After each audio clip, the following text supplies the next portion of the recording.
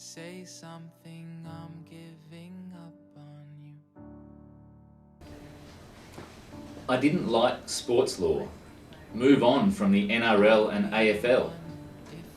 I'm sorry, maybe I should include some examples from Venezuelan lawn bowls. Now, here's an interesting piece of feedback. Not sure of the relevance of the unit, should be later in the degree, and should be on an elective basis. Now that's 3 points in one sentence. It's an admirable exemplar of the succinct writing which lawyers should aspire to, and I'll deal with each of the 3 points seriatim, as lawyers are wont to say. Relevance. Okay, as lawyers you'll be subject to a strict ethical regime and a high level of scrutiny both in your professional and your personal life. I would have thought that's relevant. Putting it later in the degree, it's odd, but I'd opt for it earlier rather than later. There's something weird about teaching you a lot of legal rules and expecting you to think that you can manipulate them to your client's advantage, and only later saying, oh, by the way, here's a set of rules, they relate to how you should behave, and if you bend them too far, it'll be you who suffers, not the client. And making it elective, the only thing I can really say about that is that I'll pass your comments on to the Chief Justice. She chairs the Accreditation Committee, and I'm sure she'll be fascinated. He would have scored higher if he lost his preppy, up-himself attitude. If the lecturer can only read slides, we might get a robot to do it, and it might end up being better and more efficient. An absolute waste of money and time. This should not be a core subject. The information taught in this subject can be condensed into a small brochure.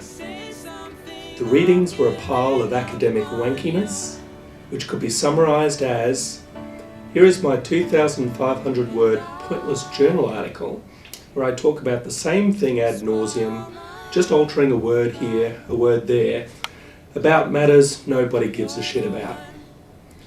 The lecturers themselves aired the opinion that the numerous definitions were slight variations of each other, discussing differences or similarities was pointless. A good indication of whether a subject is going to be totally useless is when it starts with a reading that seeks to justify why it needs to be taught at university. Please make this an elective subject. Some good advice there. I might put that in the unit outline for next year. Thank you very much. I am a health professional looking for a career change, and this is my first semester of law. Every night after dinner, I go to the study, I open my laptop, and I download a lecture recording. As soon as Elizabeth starts to speak, however, I'm gone. Her voice is so melodious, so soothing, that I find myself drifting into a deep, deep sleep. If ever Elizabeth would like a career change, she would make an excellent anaesthetist. Enough with the bad law jokes. You're an academic, not a comedian. Fantastic tutor, really challenged me and helped me to step up to the mark. Also makes you think critically about the law and how it would apply in real life. Even better than in the lectures. If only I understood what he was talking about. Academic staff sound unprofessional and demonstrate a laid-back attitude. This is law, and we expect a degree of professionalism, accountability, and accuracy. After all, if we as students are in the process of being trained up to deal with the personal and financial affairs of others seeking professional legal advice, and this process begins here at QUT, we can only be as good as those teaching us. Let's start with the prescribed textbook. It needs to be proofread properly. There are errors. For example, on page 130 of Law Principles and Practice, Constitutional Law by John Pike, ISBN 9781420256529, Powell and Apol Candle Limited, 1885, 10 Appeal Cases 282, is stated incorrectly. This error has been carried throughout the entire textbook. It should read as Powell and Apollo Candle Company Limited, 1885, 10 Appeal Cases 282. Similarly, on page 148, and it goes on and on with fucking typos in the textbook.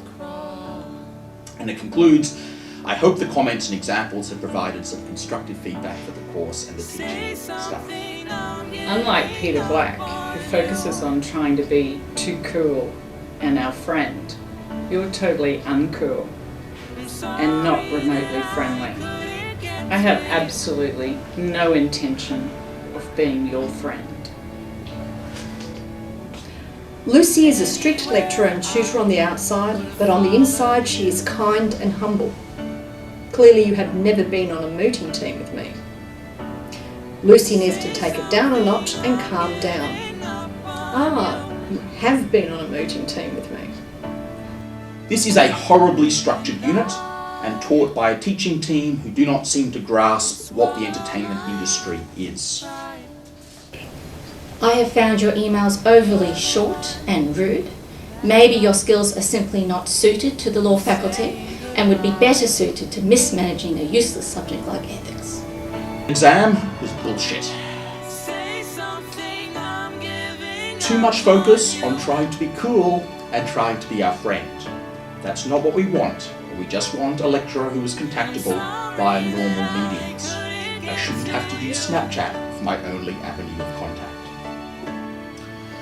This may be an obvious thing to say and an unavoidable facet of the subject, but constitutional law is an unorganised smorgasbord of topics. Other than interesting general tidbits, I got absolutely nothing out of this subject. Sorry, Peter, constitutional law is not, in fact, sexy. Say something, I'm giving up on you.